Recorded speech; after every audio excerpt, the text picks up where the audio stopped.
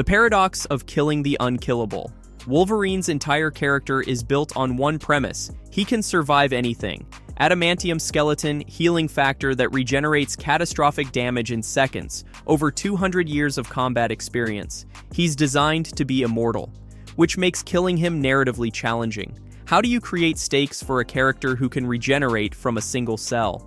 How do you make audiences believe Wolverine might actually die when he survived nuclear explosions, drowning, and being ripped in half? Marvel's answer: kill him repeatedly in increasingly creative ways, then bring him back. Wolverine's death count isn't a bug, it's a feature. Each death explores the limits of his healing factor while testing reader tolerance for resurrection. Death by drowning, the impossible kill. Wolverine can survive almost anything except suffocation. His healing factor requires oxygen to function. Deprive him of air long enough, and even Logan dies. Comics have explored this weakness repeatedly.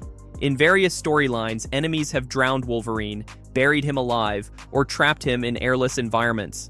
The death isn't instant. His healing factor keeps him alive far longer than normal humans, creating extended suffering before eventual shutdown. But here's the narrative problem: drowning Wolverine is temporary. Once his body receives oxygen again, the healing factor restarts. Enemies need to keep him submerged permanently, which means constant monitoring and resource expenditure. It's not killing Wolverine, it's imprisoning him. The drowning deaths work because they exploit Wolverine's biological limitation while maintaining the possibility of resurrection. He's dead but retrievable, which gives writers narrative flexibility. The Sentinel death. Burned to adamantium. One of Wolverine's most iconic deaths occurs in Days of Future Past, where Sentinels kill him using concentrated plasma fire that burns his flesh completely away, leaving only his adamantium skeleton. This death is significant because it demonstrates the limits of his healing factor. Given sufficient damage, cellular destruction across his entire body simultaneously, the healing factor can't regenerate fast enough. Wolverine literally burns faster than he heals. The visual of Wolverine's adamantium skeleton smoking in the aftermath is deliberately horrifying. It shows that underneath the indestructible metal, Logan is just flesh that burns like anyone else's. The adamantium doesn't make him invulnerable. It makes his death slower and more painful. This death has been repeated across multiple timelines and media because it's viscerally effective. Audiences understand fire. Seeing Wolverine reduced to metal bones communicates absolute death in ways that stabbing or shooting him never could. Death by adamantium poisoning. The film Logan presents Wolverine's most permanent feeling death, his healing factor failing, due to adamantium poisoning accumulated over decades. The adamantium bonded to his skeleton has been slowly killing him for years. His healing factor constantly works to repair the damage, but it's fighting a losing battle. By 2029, Logan is dying, not from a single catastrophic injury, but from cumulative toxic exposure that his body can no longer overcome. This death works dramatically because it's inevitable and earned. Logan isn't killed by a stronger enemy or plot contrivance. He's killed by the very thing that made him Wolverine. The adamantium skeleton that defined his power eventually becomes his poison. Hugh Jackman's performance captures this perfectly. Logan moves like every step hurts, heals slowly from minor injuries, and fights with the desperate awareness that he's running on fumes. When he finally dies saving Laura, it's not surprising, it's release. The death is permanent because Fox's X-Men timeline ended with Logan. There's no resurrection, no comic book reset. Logan dies, is buried under an X marker, and stays dead. For film audiences, this is Wolverine's definitive ending. Magneto rips out his adamantium. Fatal attractions.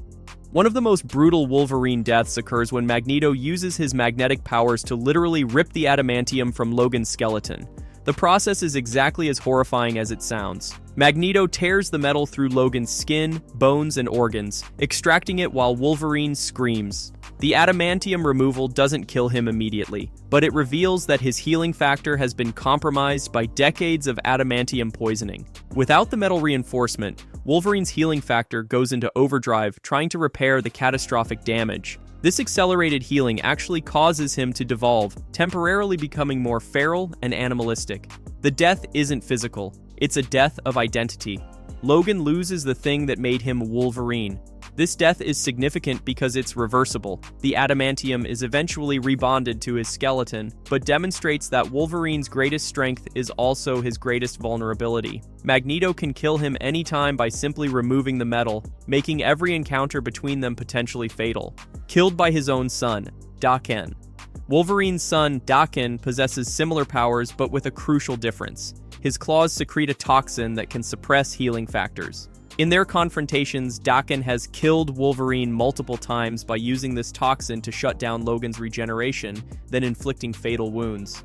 The deaths are temporary. Once the toxin wears off, Logan's healing factor restarts and resurrects him. But these deaths matter psychologically.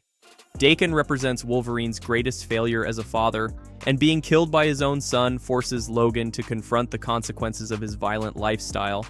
Each death at Daken's hands is symbolic patricide, the son killing the father, rejecting his legacy by using the very powers Logan passed down.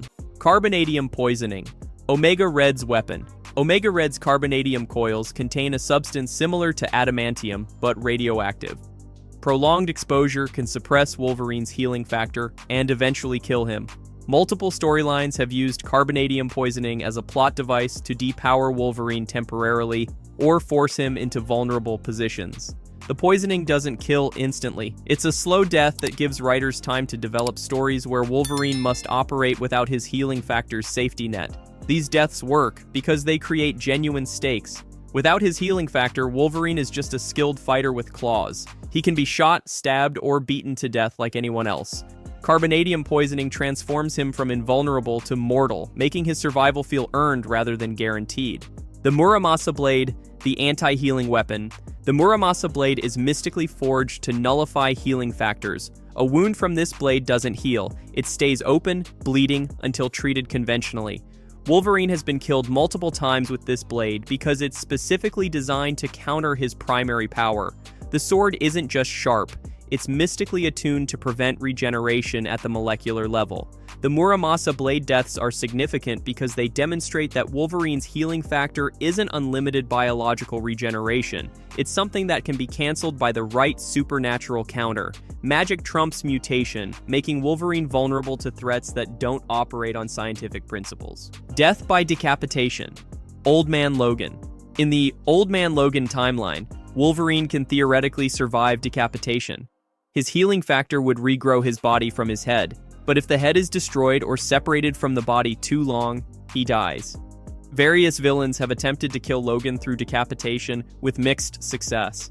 The death is never permanent because writers usually contrive ways to reattach the head quickly enough for healing to occur, but the attempt matters thematically. Decapitation is one of mythology's classic sure kill methods.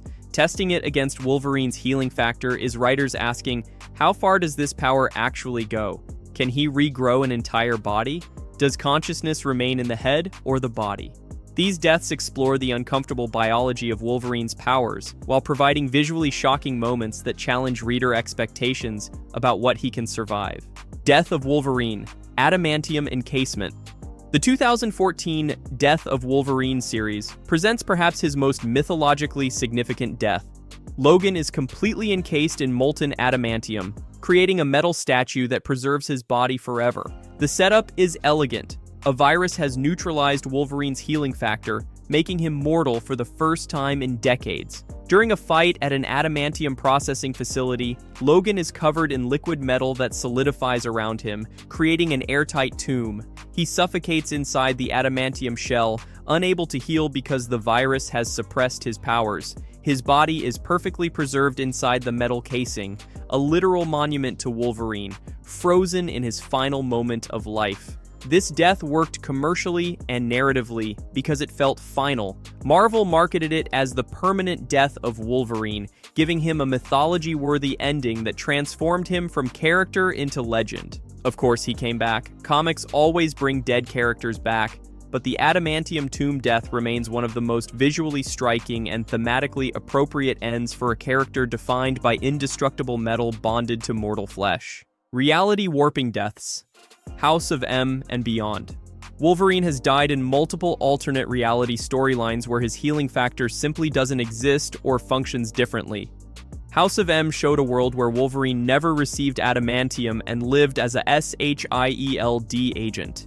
Age of Apocalypse showed him with only one hand, having lost the other before his healing factor could regenerate it. These deaths of Wolverine as we know him demonstrate that his character is defined by specific circumstances that could easily have been different.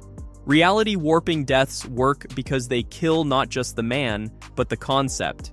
They show that Wolverine isn't inevitable. He's the product of specific trauma, specific experiments, and specific choices. Change any variable, and you get someone fundamentally different or dead. The pattern, Wolverine, dies like Jesus. Across all these deaths, a pattern emerges. Wolverine dies for others, dies despite being designed not to die, and resurrects to continue fighting. He's a secular Christ figure, constantly sacrificing himself, constantly returning, constantly bearing the sins, violence of the world he protects. Each death is temporary martyrdom followed by inevitable resurrection. This pattern makes Wolverine deaths emotionally effective even though audiences know he'll return. We're not watching permanent death. We're watching ritual sacrifice and rebirth, a cycle that's fundamentally religious in structure even when wrapped in sci-fi healing factors. Why Wolverine's deaths matter. Wolverine dies repeatedly because writers need to create stakes for a character who's effectively immortal. Each death tests the limits of his healing factor while exploring what vulnerability means for someone who's supposed to be invulnerable. But the deaths also matter psychologically. Logan wants to die. He's lived over 200 years, watched everyone he loves grow old and die, and accumulated trauma that would break anyone else. His healing factor doesn't just make him hard to kill, it traps him in existence when he'd prefer release. Every Wolverine death is Logan briefly getting what he wants, an ending. The fact that he always comes back isn't triumph, it's tragedy. He can't die permanently even when he wants to, making immortality a curse rather than blessing.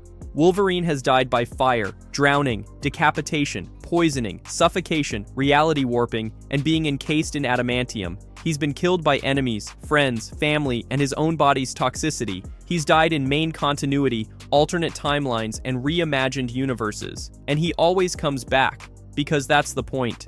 Wolverine isn't the man who survives anything. He's the man who can't escape survival even when death would be mercy. If this exploration of comic book mortality fascinated you, there's so much more Marvel death mythology to explore.